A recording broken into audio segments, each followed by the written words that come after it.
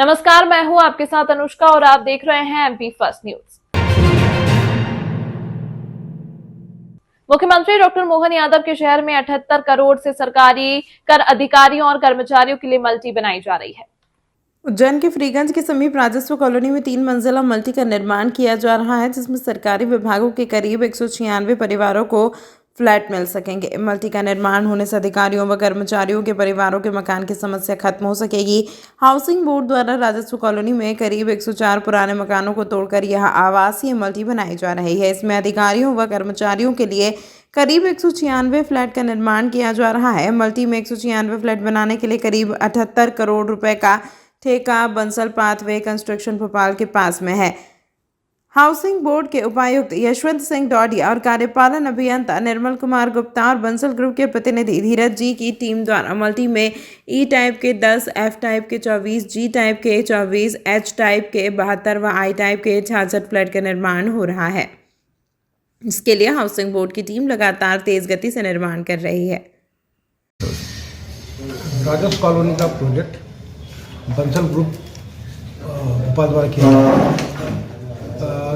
Project को as per agreement अभी तक कंप्लीट हो जाना था, परंतु कुछ न्यायालयीन प्रकरण होने, एलजीटी प्रकरण होने, स्टाफ क्वार्टर खाली नहीं होने के कारण प्रोजेक्ट में विलम्ब हो गया है। वर्तमान में कार्य गति से पूर्ण किया जाता है। सितंबर और अक्टूबर के माह तक उसको पूर्ण करने का लक्ष्य है। घटिया थाना क्षेत्र के ग्राम बीसाखेड़ी में जमीन को लेकर परिवार एक विवाद सामने आया। किसान शिकायतकर्ता ने कलेक्टर व एसपी को ज्ञापन देकर पुलिस और प्रशासन से मदद की गुहार लगाई।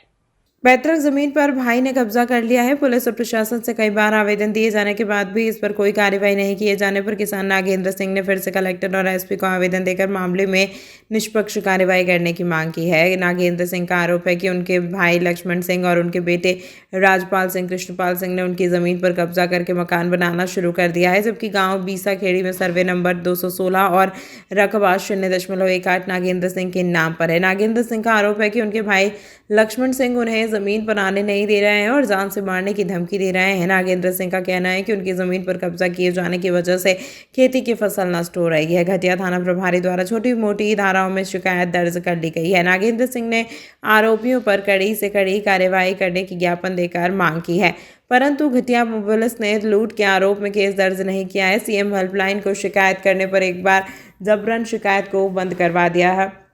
अब दूसरी शिकायत फिर से की गई है। उन्होंने कहा कि पुलिस ने केवल 2 आरोपियों के खिलाफ कार्रवाई की है।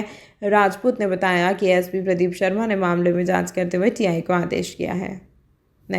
वहाँ पे क्या कुछ अभद्र लोगों ने आके तोड़फोड़ की है। उसके संबंध में मैंने 7/11 को आवेदन दिया घटिया थाना में, तो उससे कोई कार्रवाई नहीं हुई।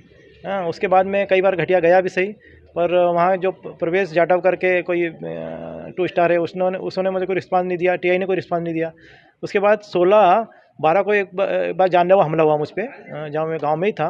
तो मैंने 100 डायल बुलाई, तो 100 डायल उल्टा मुझे उठा के ले गई पुलिस, और वहाँ जाने के बाद मेरे से मोबाइल छीन लिया। मेरे जो कुछ वीडियो वगैरह था उसे डिलीट कर दिया। और मैं जब घर आने लगा शाम को, उसी दिन 16/12 को, तो शाम को कुछ लोगों ने मेरे पास हमला कर दिया। जिन लोगों ने दिन में मारा था उन लोगों ने हमला किया वापस, तो जानलेवा हमला किया। उसमें मेरा मोबाइल तोड़ दिया, मेरा क्या है कि जो जेब में कुछ पैसे 50,000 रुपये वो छीन लिए, और मारकूट की काफ़ी। उसका मैंने 17 तारीख को जाके फिर वहाँ घटिया जाके आवेदन दिया, तो उन लोगों ने आवेदन लिया नहीं। शाम तक बिठा के रखा, बड़ी मुश्किल से आवेदन लिया, और आवेदन लेने के बाद में मेडिकल करवाया, उसकी कोई कार्रवाई नहीं की। और मैंने 24 तारीख को 24/12 को मैंने फिर माननीय एसपी साहब को जाके वो पूरा ज्ञापन दिया और लिखित में दिया जनसुनवाई में, जिसके बाद भी कोई कार्रवाई नहीं हुई। फिर ऐसा करते करते उन्होंने 24 तारीख को एक साधारण एफआईआर दर्ज की है, जबकि उन्होंने मेरे साथ लूट की है, मारपीट की है, मतलब जानलेवा हमला किया है। और साधारण धाराओं पे उन्होंने क्या करा कि एक मुकदमा दायर किया है। अब मेरा ये निवेदन है कि कम से कम उसमें, अभी क्या गांव में मेरी फसल पूरी नष्ट हो गई है। मैं 1-1.5 महीने से गांव नहीं जा पाया हूँ। मेरी फसल देखते हैं, कुछ खेत रिक्त पड़े हैं मेरे, और कुछ खेतों में मतलब क्या है कि पानी नहीं मिलने की वजह से फसल पूरी सूख गई है। और मेरी ज़मीन में अनावेदक लोग मकान बना रहे हैं, उसको मैं नहीं रोक पा रहा हूँ। मैंने कई बार जाके थाने में, तहसील में, एसडीएम साहब को, कलेक्टर साहब को कई बार ज्ञापन दे चुका, कई बार आवेदन दे चुका, और इस पर कोई कार्रवाई नहीं हुई। आपका गाँव? मेरा गाँव बीसाखेड़ी है और घटिया तहसील में पड़ता है। क्या कि उन लोगों पर कार्रवाई हो और मुझे सुरक्षा प्रदान की जाए, क्योंकि अभी मैं बहुत भयभीत हूँ और क्या है कि मतलब उज्जैन भी रहना बड़ा मुश्किल हो रहा है। क्या नाम है आपका? Nagendra Singh Rajput. Social media Instagram पर फ्रेंड्स ग्रुप बनाकर युवक को जान से मारने की दी धमकी, बातचीत करने गए मामा पर चाकू से किया हमला, घायल का जिला अस्पताल में उपचार जारी। उज्जैन में सोशल मीडिया पर ग्रुप बनाकर रंगदारी दिखाने का मामला कई बार सामने आ चुका है। इस बार फिर चिमनगंज थाना क्षेत्र में यह मामला सामने आया है, जहां कुछ युवकों ने फ्रेंड्स ग्रुप इंस्टाग्राम पर बनाया है। इसके बाद लोगों को जोड़कर उनके साथ मारपीट और जान से मारने की धमकी देने जैसी घटनाएं सामने आने लगी है। घायल अब्दुल समद ने जानकारी देते हुए बताया कि मेरे भांजे मोइन को इस तरह की धमकी मिली तो उसने मुझे ग्रुप के मेंबर से बातचीत करने के लिए कहा, पर आरोपियों द्वारा बाद में जब वह लौटने रहे थे तभी पीछे से ग्रुप के सदस्यों ने लोहे की रॉड और चाकू से हमला कर दिया। घायल युवक को 6 चाकू लगे हैं, जिसे उपचार के लिए अस्पताल में भर्ती कराया गया है। वहीं अब इस पूरे मामले में चिमनगंज थाना पुलिस आरोपियों की तलाश कर रही है। इंस्टाग्राम पे ग्रुप चल रहा है। उस ग्रुप पे मेरे भांजे को जोड़ के और गाली गलौज कर रहे थे और उसको जान से मारने की धमकी दे रहे थे। तो मैं बात करने गया था उनको समझाने, तो उन्होंने पहले बात कर ली और फिर पीछे से मेरे पर हमला करा और चाकू, पाइप और सरिये थे उनके कने, उनसे मेरे साथ मारपीट करी। कितने चाकू मारे? मेरे को 6 चाकू मारे। विराटनगर में गली नंबर 7 के आगे। कह रहे थे कि हम हमारे को जानते नहीं हो ना, उज्जैन में हमारा नाम चलता है। और रेहान है, ये 5-7 जने हैं और मारने वाले 9 थे। फ्रेंड ग्रुप है, फ्रेंड ग्रुप, उस पर धमकी दे रहे थे मेरे भानेज को। रहते कहाँ हो? अहमदनगर। क्या नाम है आपका? अब्दुल समद। ये रिपोर्ट वाले कोई जी, रिपोर्ट? चिमनगंज थाने। अधिवक्ता संशोधन विधेयक के विरोध में वकीलों ने मोर्चा खोलते हुए कलेक्टर कार्यालय का घेराव किया। मंडल अभिभाषक संघ के नेतृत्व में हुए प्रदर्शन में राष्ट्रपति के नाम एसडीएम को ज्ञापन सौंपा। न्यायालय परिसर में नारेबाजी करते हुए सभी वकील जिला कलेक्टर कार्यालय पहुंचे। कलेक्टर कार्यालय परिसर में उग्र नारे लगाते हुए वकीलों ने अधिवक्ता संशोधन विधेयक लागू न करने की मांग की। इस दौरान एसडीएम लक्ष्मी नारायण गर्ग वकीलों के बीच पहुंचे व उनकी बातें सुनी। जिला अभिभाषक संघ अध्यक्ष अशोक यादव के नेतृत्व में महामहिम राष्ट्रपति महोदय के नाम एक ज्ञापन सौंपा गया। ज्ञापन के माध्यम से बताया गया कि अधिवक्ता संशोधन विधेयक से वकीलों का अहित होगा। इस विधेयक में ऐसे कई प्रावधान हैं जो वकीलों के खिलाफ हैं। बार काउंसिल ऑफ इंडिया और राज्य अधिवक्ता परिषद में निर्वाचित सदस्यों के अलावा 3 शासकीय सदस्यों की नियुक्ति की जाएगी। अभिभाषकों के विरुद्ध उपभोक्ता आयोग में सेवा में कमी को लेकर परिवाद दायर किया जा सकेगा। अधिवक्ता किसी भी स्थिति में कार्य से विरत नहीं रह सकेंगे। न्यायालय में वकील द्वारा अभद्र व्यवहार करने पर जुर्माना और सनद निलंबित की जा सकेगी। ज्ञापन दिया, क्या प्रमुख मांगे है और क्या विषय?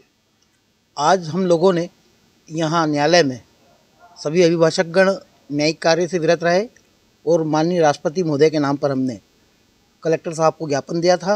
हमारा विरोध इस बात का था कि अभी सरकार ने अधिवक्ता अधिनियम संशोधन 2025 का मसौदा तैयार किया है, जिसमें अभिभाषकों के विरुद्ध कई बातें जो अभिभाषकों के हितों के विरुद्ध हैं, जिससे अभिभाषकों को जो निर्भीक होकर काम करते हैं हम लोग, उसके लिए कई ऐसे अमेंडमेंट उसमें नए लाने वाले सरकार, जिससे हमको काम करने में समस्याएं होंगी। इस कारण से हमने आज विरोध किया था। यहाँ पर आज न्यायिक कार्य से विरत रहे। न्यायालय में दिन भर कोई काम नहीं हुआ है।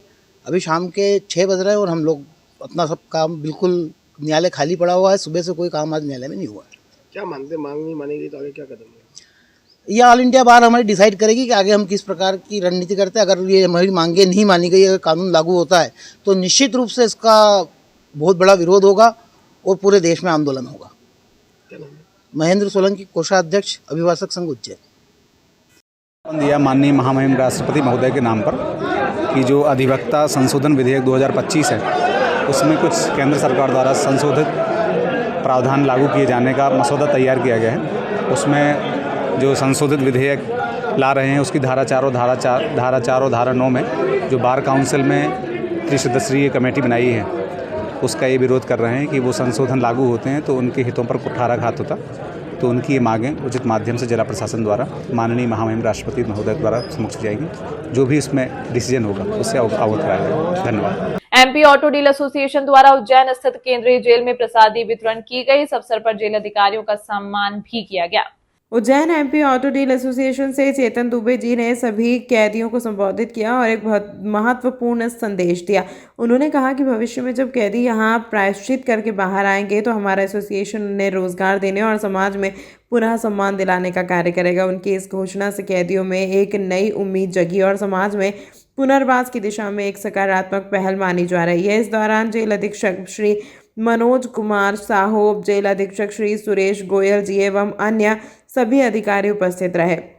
मुख्य अतिथियों ने जेल प्रशासन के कार्यों की सराहना की और समाज में उनके योगदान और महत्वपूर्ण बताया। इस कार्यक्रम में Ujjain SP auto deal association के अध्यक्ष मंसूर राजा जी, मोहम्मद साद जी, मुस्लिम धर्मगुरु मोहम्मद वसीम कादरी जी, चेतन दुबे जी, शाही दलाल बा, सरफराज हुसैन जी, पीयूष जैन जी, दिलशाद जी एवं अन्य सदस्य भी उपस्थित रहे एवं देश में धार्मिक एकता बनाए रखने का संदेश दिया। तमाम महत्वपूर्ण खबरों के लिए देखते रहिए MP फर्स्ट न्यूज।